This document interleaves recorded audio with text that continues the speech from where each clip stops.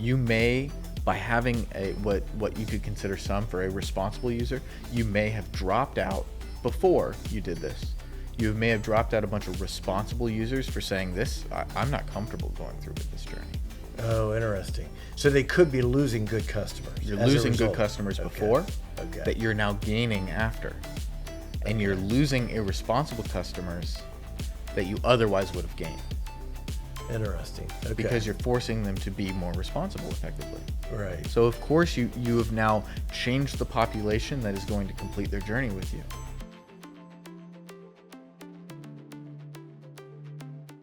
Hello and welcome to the Frictionless Experience, the podcast where we lay waste to digital friction. I'm Chuck Moxley. And I'm Nick Palladino. And today we're doing something a little different because we're actually together for the first time. What you probably don't know is I live in Phoenix, Nick lives in Atlanta, and we've never gotten to record episodes together. So we're excited to be here at the Creator House in Orlando, where we get a chance to actually record a couple episodes and just talk about some stuff that's going on about frictionless experiences. Yeah, I'm pretty excited. This is a really cool experience. Yeah, very different to be in person. I have to keep looking at you when I talk to you. Yeah, well, there are 3 cameras staring us down. That's true. I can look anywhere. All right, so Nick, Omaha Steaks was having a major sale on their high-end, the top, I forget what they call it. They're very premium select. Something like yeah, I can't remember the exact word. And I needed steaks. So I decided to place the order. But of course, I don't discover the sale until the sale ended like at midnight Central Time. I discovered it at like 11:35 Central Time because I'm Pacific Time, right? So I'm going in, I'm picking my steaks. I place the order. We're down to like 10 minutes before the sale is over. And it was a killer sale. It was like 50% off. It was big, right? And I'm not getting the confirmation. I'm not getting the confirmation email. So I go and I check my credit card and there's no charge on my credit card. I'm like, dang it, something went wrong. The order didn't go through. I thought it was like that other situation I had with the local store. So I went, placed the order again. Clearly there's a pattern for me. I will do these things over and over. Just everybody be aware, right? So I placed the order again and wait, and nothing happens. The deadline passes. I'm like, well, I'm screwed. I missed out on the sale. Something went wrong. 20 minutes later, I get a confirmation. The first order went through. Then I got, and this was the smart and why I don't mind naming Omaha Steaks in this and not camouflaging it. I got another email going, it looks like you placed the exact same order twice. Did you mean to do that? So instead of sending me just 2 confirmations for identical orders, They caught it, they sent it and said, if you still want the second shipment, click here. Otherwise, we're going to cancel the order for you. I thought that was brilliant in the saving consumers and saving them, because if they shipped it, right, then we'd have a whole return situation, and steaks are kind of expensive to ship. So what does that mean to you? To me, that means something very specific. There's a product manager out there that has gone out and said to themselves, I need to create a duplicate order confirmation feature that allows me to prevent a logistics nightmare, which is effectively lost meat. Right. And I'm sure there's some window that says if the order for the exact same amount is placed within X minutes or X hours to run that play, which again, I just thought was brilliant. And my guess is I was not the first person to do that. Now, my guess is yes, that wasn't created for your situation. What situation do you think it was created for? I think it was created for an order submission situation that tends to send the order twice. Oh. There's some aspect, some artifact of the internet potentially, or something of a browser that could send the order twice based on their system. Oh, or like if the order hangs and I hit the submit twice, or that where something like sometimes that, they'll go, don't, you know what, when you hit that last button, don't keep clicking. You see that sometimes because apparently that is a problem. So that's interesting. My use case is a little bit different. And obviously what the other side of that story is that getting that confirmation email right away. And who knows, that could have been an internet problem. It could have been a system problem. It could have been a one-time, whatever, right? Oh, absolutely. I mean, there's a lot of ways that email falls where systems succeed. Right, right. And they can't always control that. All right. So that brings up a good topic then of friction, right? Because we do the frictionless experience. We talk about frictionless all the time, but sometimes when we talk about friction, I'll have somebody say, and even like product managers and people in the industry will go, what do you mean by friction? So how do we define friction? What is friction? Yeah, friction is the inability to complete your desired goal. So anything that stops you from being able to complete it. If I'm there for a specific reason, I'm trying to achieve something. I might just be trying to browse. I might be trying to check my claims. I might be trying to log in and check my bank balance. I don't know what I'm trying to complete, but if I'm trying to complete something, anything that stops me from a seamless ability to achieve that, that becomes friction. All right. So any type of goal that you're trying to accomplish in a digital transaction that stops you, what about slows you down, but doesn't prevent or stop? Well, we have to define what slows me down means. Okay. What do you mean by slow? Because if it's an important aspect within my journey that I need to exist, for instance, if I go to Amazon and I want to look up to find the latest book, I have to be able to search. That's a step in my journey I must take. I can't expect Amazon to read my mind and just present me with books. So that's an example of slowing you down, but they have no other choice because they can't read your mind to know Right. what book you want. So that to me is just part of the process then in that case. I mean, you But I'm do have talking- recommendations that are trying to predict it, and they are trying to go figure that out. And say AI that one day will figure it out for us. It'll read my mind. based I won't have on to. based on the microchip that you decide to install because you're wearing two watches anyway. Yeah, exactly. Or plant a microchip. And then you'll be competing microchips. No, plant our microchip. Not We're going way forward. But let's go back to friction and the slowdown. That slowdown that you describe is just part of in my mind, part of the process. I'm talking of the thing doesn't display, the browser delays, or you get the spinning wheel. So technical slowdown. Yeah, so technical slowdown. That it might not stop me from doing it, but it slows me down and frustrates me. Correct. I think to me, friction is more easily interpreted and defined as something not working correctly.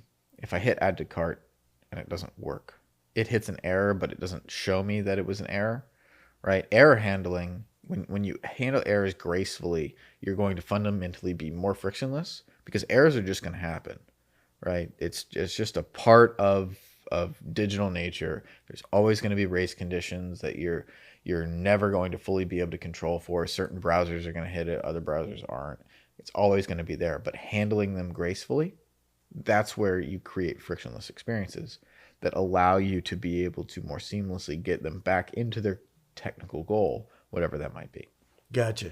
Well, it's interesting because something else you said triggered me was that I see a lot is the placement of items that overlap other items. Example, Zoom has started this thing, and we don't use Zoom as a company, but I will occasionally go on Zoom meetings introduced by somebody else. When you come in, the default is it turns off your camera and turns off your mic. So you come into a meeting, people are sitting there, and you want to come into the meeting, and as I go to turn on the mic, a thing pops up that blocks me from doing that, going, this call is being recorded. Is this okay? And I'm sitting there trying to click the button to turn on my mic, and I go, oh crap, I got to first say, yes, I'm okay to be recorded. Then I can turn on my mic. Then I can turn on the camera. And that's like 10 seconds. And I feel like it's kind of rude coming into a meeting in that 10-second delay. That's an example, I think, of placement. The other problem I'm seeing a ton is on mobile. When you're on a shopping site and you start scrolling down and they pop up a window for a discount or pop up a thing to subscribe to the newsletter and it blocks you and you can't find the little close button.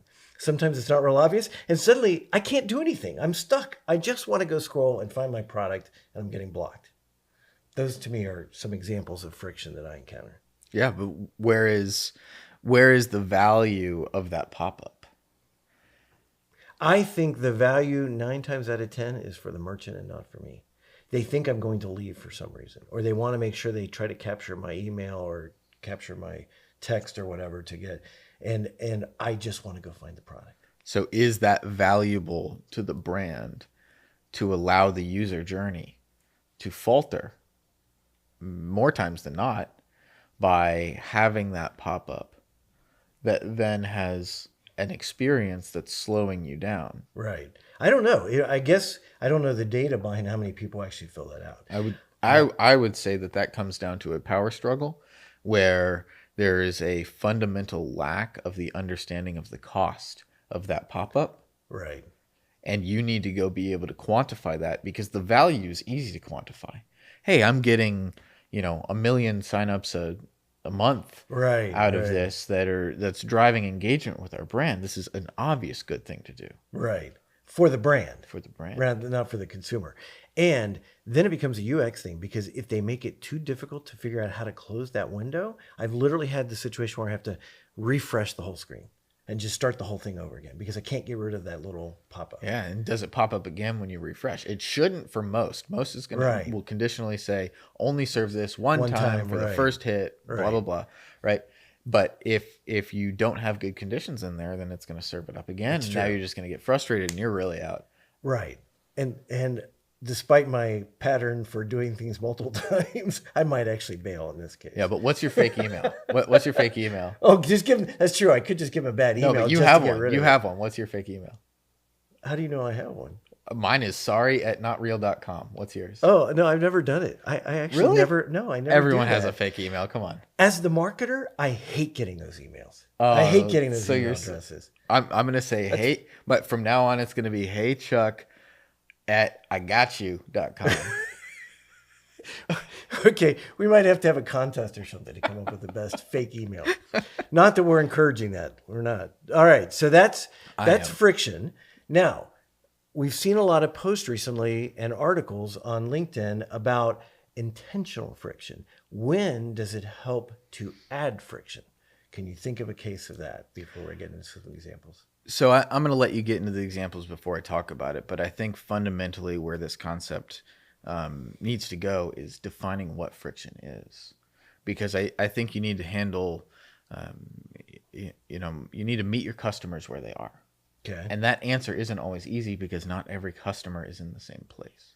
And so if you try to approach every single customer with the exact same experience, then you're going to create friction for some and not for others. And that's where we need to start talking about this. So a lot of this is a definitions thing in what you're calling friction and how to figure out how to segment your different populations so that you can fundamentally get a frictionless experience for more of your users. Okay, so let me give you some examples. So one common frictionless example is the one-click checkout on Amazon, right? One click, you don't have to go through it, which I don't like because I'm always nervous it's going to go on the wrong credit card or it's going to be shipping the wrong address or not shipping fast enough. So I never use it personally, but a lot of people like it, right? So Hubert Shoemaker from UX talked about not offering one-click checkout for a high-value item. That if it's too easy to buy a high-value item, it makes the user think it's not as valuable. What do you think about that? As adding friction, making it a more considered purchase process. I don't know that I agree with that because I think you're assuming that your user interprets the dollar value as high value. Like what's a high value item to you? I don't know, over 3 $100 digits? bucks. Yeah, I'd say over. Is that 3 digits? Yeah, 100. Yeah, I was gonna say it depends on where's the decimal place. Oh no, $1.99 for Chuck. That'd be 3 digits. This just in. This just in. I mean, and not every user is going to interpret that as high value, and your journey to buy an appliance. Going back to my Home Depot days, your journey to buy an appliance is a bigger purchase. So in that sense, are you going to use the one-click buy to buy an appliance? Could you even do that? Because you have to specify, how, is it being delivered? Or are you picking it up? What if you give me a selector to do all that real quick and then buy now? in Done. a single screen? In a single screen. I don't know. I think that would be a great experience if I have committed to the actual appliance. I don't need the add to cart checkout flow to be able to commit to that product. I need to commit to that product in other ways. That's what this is fundamentally talking about. It's that commitment to actually buy. The more expensive the item, for sure, you need a bigger commitment, but that doesn't mean that I need the checkout flow to do it. Interesting. Okay. His second example Using friction to educate. So guiding users through a complex workflow. Yeah, see, and this is where that friction definition needs to come from, because if you are if you have a complex workflow, like the mortgage industry is a great example of this. You have a complex workflow. You have to do a lot, Right. and you have to collect a lot of information to be able to properly serve, and then get into the actual, what I would say, the post-digital phase of the mortgage. There's always going to be a post-digital phase. Right. And getting into that phase means you have a lot of steps. That doesn't mean that it's friction, right? So would your argument be you're not adding friction to it? You're actually trying to remove as much friction in a complex process that is multi-step. That's correct. You're satisfying the journey with an extra step, an extra element, an extra whatever it may be. You're providing a more complete journey. You're not adding friction. So if you ever want to compare this, go get competing insurance claims. Because I've gone through that process online. That process, because it is, especially if you're talking auto, you've got to give like a VIN number or a driver's license. You got to name how many people are on it, the ages of. I mean, there's a lot of steps in that. I have seen really slick and I've seen really clunky processes in that. That's a doing great back way to back. Yeah, we might do that as an episode. That'd be kind of fun. That would be fantastic. That would be kind of. We could just record our screen and go through the experience. Okay, we could even we'll race. do that for a future episode. Yeah. All right. So one more example is using friction to help users make informed decisions. So the Center for Financial Inclusion, this is a separate article, found that there were negative consequences of removing friction when signing up for a loan or committing to fee structures. Okay, and one example was Jumo, which is an African financial service provider, found customers who read the terms and conditions were less likely to default. Oh, I love this one. So they increased, here's the data. So they increased engagement with the T&Cs from 9.5% to 23.8%, and it resulted in 7% less likely to default. Yep. Their point was stopping them and forcing them to read the T's and C's made them less likely to default. They have changed their customer base. If you stop them and force them to read that, you're fundamentally finding a more responsible customer base that's willing to read it. Oh, so you're saying if they insert that process, the people who are most likely to default will go, screw that, I'm going to go get the loan elsewhere. Exactly. Oh, that's interesting. Because they are, and you know, I don't know their database. And by that, I mean literally and, you know, fundamentally. Right. I don't know exactly who their customer base is. I don't know the data that they're seeing. I don't know if they dropped their population. I don't have enough information to really make this conclusion. But that's where my instinct goes, because you're not necessarily controlling for everything by changing something so fundamental about the user experience. And the people that are willing to continue, you may, by having what you could consider for a responsible user, you may have dropped out before you did this.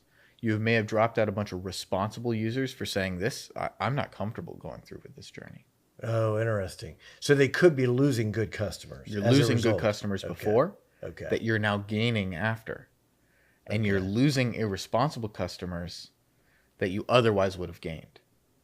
Interesting. Okay. Because you're forcing them to be more responsible effectively. Right. So of course you have now changed the population that is going to complete their journey with you.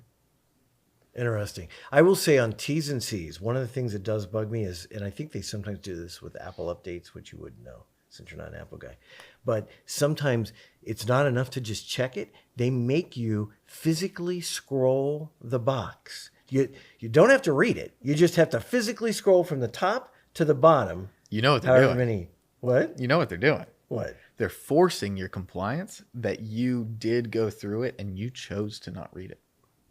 Yeah, because the truth is they aren't saying, did it take you 30 seconds or 60 seconds to do that? They don't care. Right. They're saying part of our process is that you have to scroll all the way to the bottom and hit accept. Whether or not you read that, that's not our responsibility. But now they have no legal liability. That's exactly right. Okay, that's interesting. All right, so one more example. Monzo in the UK added a gambling block to stop a credit card payment from processing for 72. It's an optional feature to turn on.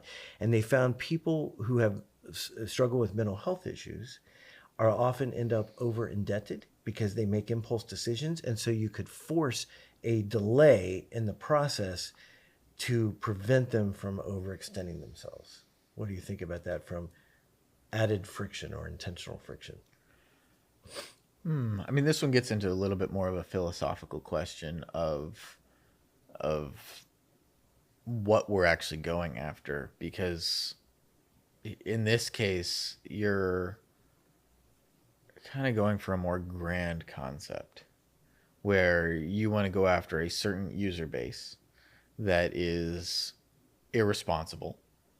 And as a result of that, you need to slow down their buying tendencies that then prevent them from creating personal strain. So it is a benefit. It's adding intentional friction to benefit them in the long term while frustrating them in the short term. Yeah, but let's think about the other population, the responsible population. I mean, this is getting back into the kind of that same concept before. You have to meet your customers where they are. Which in this case, they said it is optional. So it's something you can turn on. So if you know you've got this problem, you can intentionally turn that on and slow it down, but they don't require it for everybody. What if I know I have this problem, but I don't want it there because I want to have this problem? I just have a really unhealthy relationship with it. Well, okay, you can't save yourself from it. You can't save users from their own problems. So then why would you create this in the first place? Because it helps some. It helps some. So then But that's meeting users where they are. No. It's a great example because right. You're exactly right. You are meeting users where they are, and you're able to segment your population properly. I think this is a great example. I would not call that intentional friction. It's a feature. It's not a bug. It's a feature. I mean, it's a feature. Yeah. Okay, got it. Like you're literally saying, "Hey, delay me." Well, and what it keeps coming back to is your specific users have specific needs. And it's something we talk about all the time in terms of speed, for example, that a page only needs to be as fast as your users need it. So it kind of goes back to that concept. All right. So one last completely different direction that I think you'll actually enjoy kind of exploring here. And this came from a post from, I'm probably going to butcher his name, Oliver Yorchev from Flight Story. And he pointed out that intentional friction obviously started with the idea of frictionless, but then said intentional friction can sometimes enhance the buying experience. And he gave the example of the Apple packaging of an iPhone, which has all this extra space in it to give it this depth. And and I don't have the exact stat, but something like 86% of people keep their Apple box because of the high quality and that high perception and that feel, that tactile feel. And it reminded me of, we took Polaroid photos today, and I was sitting there shaking the photo, and you pointed out that it actually has no bearing on it, that they want that for the tactile feeling of when you see somebody shaking it, you know it's a Polaroid. Yep. Okay, so speak to that. I know it's not digital, but... Yeah.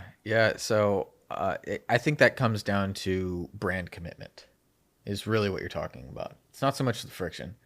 Like what high quality added friction exists in the box? What's the friction friction? His perception or his point of view was, if it's too easy to access, it's perceived as cheap. If it's harder to access, if it takes more opening and more packaging, it's perceived as a higher value. I don't think that's friction though.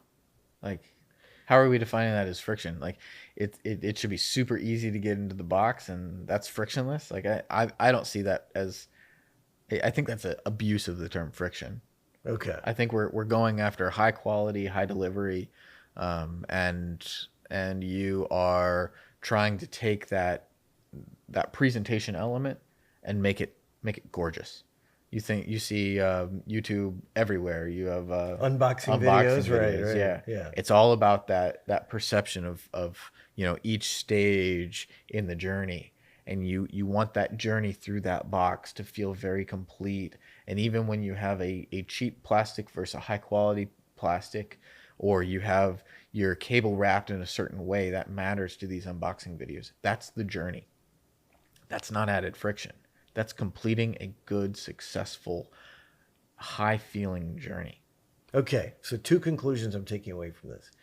You fundamentally disagree with adding friction. It is simply changing the experience to adapt to a user.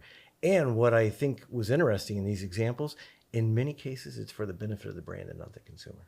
Well, it's always for the benefit of the brand. Right. Let's call a spade a spade. Right. Apple's packaging, for example, is for Right. their benefit, not necessarily. It's not like the user says, I need extra packaging. It's about building the brand. It's Right. about creating something that users love. But at the end of the day, It's not adding intentional friction. it's about the All right. brand. So we debunked the concept of intentional friction. I think we did. I mean, let me know if you disagree with me, because there's just to me, these examples are all coming back to the same point. It's fundamentally misidentifying what friction is and realizing that the customer journey needs certain steps to be a successful journey, and that is not friction to me. That's frictionless. That's experience frictionless to you. because you're going after this full, complete, frictionless journey. All right. Well, thanks for tuning into the Frictionless Experience podcast. Be sure to like us on your favorite podcast app so you're notified every time we have a new episode. And, be sure to rate us on Apple Podcast. Let us know what you'd like us to cover. We're happy to cover any topic. And be sure to follow Nick and me on LinkedIn. I'm at Chuck Moxley. I'm at in Palladino.